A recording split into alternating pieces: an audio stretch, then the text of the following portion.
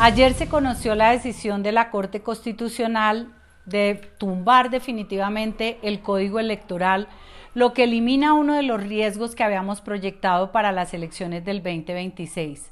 Ahora tenemos el análisis del segundo tiempo de la paz total de Gustavo Petro, que publicó el periódico El Tiempo el domingo pasado.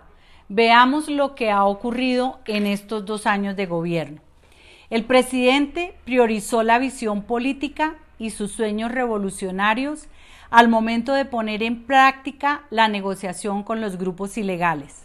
Desde la campaña dejó al descubierto su ingenuidad o ligereza en medir los desafíos de las negociaciones cuando aseguró que en 3 meses acabaría el ELN porque firmarían la paz. Este panorama ha dificultado el accionar de militares y policía. Se perdió continuidad, información y oportunidad de operaciones fundamentales para el desmantelamiento de la criminalidad. Y es lo que ha venido ocurriendo. Todos los días vemos noticias cómo se han fortalecido los diferentes grupos ilegales, Estado Mayor Conjunto, el ELN, las autodefensas gaitanistas de Colombia, las autodefensas conquistadoras de la Sierra Nevada, a los cuales el presidente Petro el 31 de diciembre del año 22 les concedió cese bilateral al fuego. Rápidamente el ELN salió a decir, eso no es cierto, no ha habido un acuerdo con el gobierno y el gobierno tuvo que echar para atrás el decreto. Con los demás grupos, poco a poco se fueron cayendo, precisamente porque no hubo reglas de juego claras. Podemos decir que las causas que se atribuyen al fracaso de la paz total se pueden resumir en falta de preparación que incluyera conocimientos previos de cada grupo en particular, sus capacidades y alcances, sus verdaderos propósitos e intereses, sus estructuras y evolución de características que ya no están determinadas por la jerarquía ni unidad de mando y los inmensos ingresos económicos derivados del fortalecimiento de las economías ilícitas. La falta de aplicación de guías y de lecciones aprendidas, así como de la implementación de un sistema de seguimiento y verificación. Y es que si uno hace un balance de lo que han sido las cifras de vulneración de derechos humanos, es realmente escandaloso. 355 líderes sociales asesinados, 486 comunidades desplazadas, 167 masacres. Realmente son cifras que no entiende uno claramente cómo no ha llegado un pronunciamiento fuerte de las Naciones Unidas o de la Comisión Interamericana de Derechos Humanos. En el gobierno pasado del presidente Iván Duque, la gran preocupación que teníamos desde la Consejería de los Derechos Humanos era precisamente poder, si no acabar con todas estas cifras de vulneración de derechos, era disminuirlas, era la protección real de las comunidades y de los derechos individuales, de los derechos humanos de las personas. Pero lamentablemente parece que ese propósito se perdió. La situación se agrava con la desmoralización de la fuerza pública, que parece una de las estrategias del gobierno para implementar su propia visión de seguridad. Se puede afirmar que una de las primeras acciones fue blindarse en el relacionamiento con el alto mando.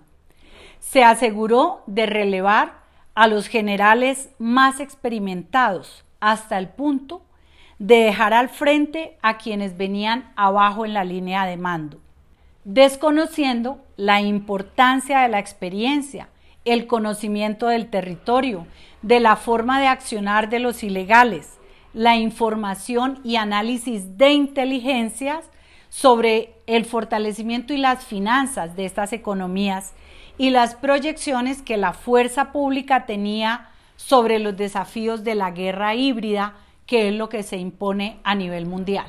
Veamos, por ejemplo, lo que ocurre.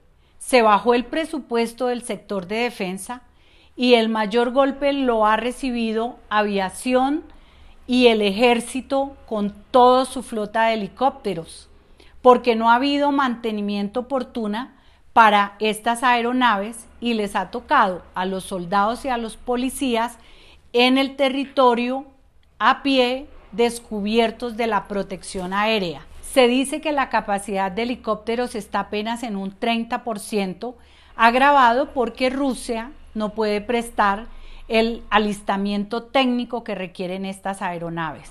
Adicionalmente, la Fuerza Aérea venía haciendo una gran investigación y desarrollo tecnológico en los drones, precisamente para evitar lo que ha venido pasando en el Cauca y en otras regiones, y es el uso de estas aeronaves no tripuladas para atentar contra la fuerza pública y de paso causar estragos en la sociedad civil. Resulta que el país que mayor investigación y desarrollo tiene es Israel, y el gobierno nacional de Gustavo Petro cortó relaciones y por lo tanto se suprimió la posibilidad de comprarles a ellos los antidrones, que son los que neutralizan el uso de estos artefactos. Este segundo tiempo para la implementación de la paz total resulta muy corto, sobre todo porque hay otras prioridades. Miremos lo que está pasando con los bajos ingresos del Estado, que se prevé una crisis fiscal. Ahora, cuando el presidente ha salido con una nueva propuesta de inversiones forzosas que va a debilitar el sistema financiero, va a acrecentar la crisis económica que se prevé pueda ocurrir en los próximos años. Adicionalmente, aumentó en los últimos meses la cifra del desempleo, y esto pues indiscutiblemente trae unos riesgos en materia social bastante complejos. Sumado a que se acerca el proceso electoral para el año 2026, en donde habrá elecciones para el Congreso y para el presidente de la República. Ya sabemos que el ELN suspendió la mesa y las negociaciones con el gobierno, entre otras porque no quieren aceptar que tienen que dejar de secuestrar y que hay que entregar las armas. El ELN considera que mantener las armas en su poder es una garantía para que se le cumpla con todas las exigencias que ellos tienen. El Estado Mayor Conjunto, que es un residuo de las FARC, el propio gobierno suspendió cualquier negociación con ellos, es decir, ese cese bilateral al fuego apenas se está aplicando en pequeños reductos del Estado Mayor Conjunto. Ahora las autodefensas gaitanistas de Colombia y las de la Sierra Nevada manifestaron voluntad de nuevos diálogos con el gobierno. Sin embargo, muchos críticos aseguran que esta es una estrategia de los grupos ilegales para fortalecerse, para conseguir, a través de la figura de gestores de paz, que sean excarcelados sus líderes principales, cabecillas de estos grupos ilegales, y que al final no hay una verdadera voluntad de paz. Al gobierno le queda un reto muy grande, y lo que podemos avisorar es que quizás el Frente Comuneros del Sur, que está localizado en Nariño y con el cual vienen cumpliendo esos diálogos regionales que quedaron aprobados en el Plan de Desarrollo, es con el único que van a llegar a firmar alguna clase de acuerdo, en contravía, entre otras, del propio ELN, porque este es un grupo que hacía parte del ELN y al cual consideran traidor y que ha sido motivo también para levantarse de la mesa.